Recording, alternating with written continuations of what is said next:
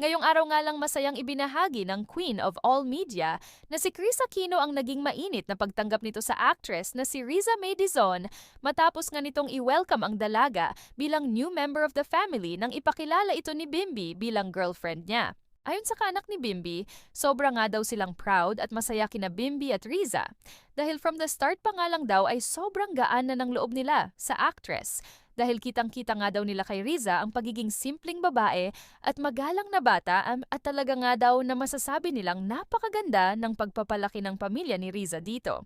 Sa isang dinner date nila kasama ang pamilya Aquino ay nagkaroon sila ng salo-salo na animoy pinapamulungan na ang dalawa hindi nga daw mapawi ang ngiti ni Riza habang kausap si Chris na talagang close na close ito dito. Noon pa man dahil noong magkatrabaho noon, si Bimbi at Riza ay itinuring na nitong inahan si Chris. Ayon pa sa source na talagang boto na boto din ang pamilya ni Riza kay Bimbi sa pagiging down-to-earth ni Bimbi dahil sa napakasimple din nitong tao na animoy hindi anak mayaman.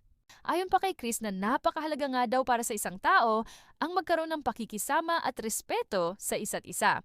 Ngunit sa kabila naman nito ay naging usap-usapan naman sa social media si Riza May sa magandang pakikisama nito at pakikipag-bonding sa pamilya Aquino na talagang hangang-hanga sila dahil ni anumang anomalya na kaartehan ay wala itong ipinakita.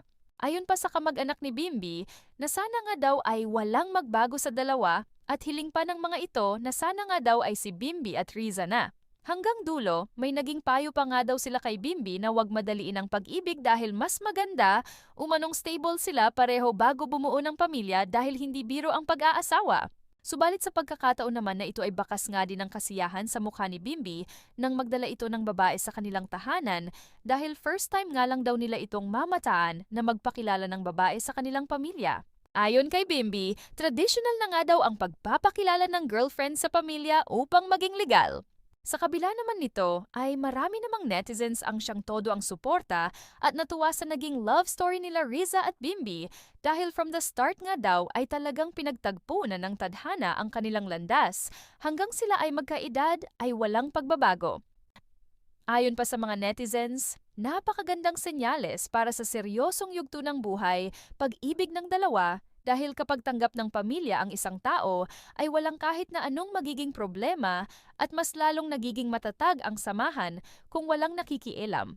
Samantala, ayon pa sa source na mas pinili nga lang daw nila Riza at Bimbi na maging pribado din sa ibang bagay upang walang makisawsaw sa kanilang buhay dahil hindi naman daw sa lahat ng pagkakataon ay kailangan nilang ibahagi sa social media ang takbo ng kanilang relasyon.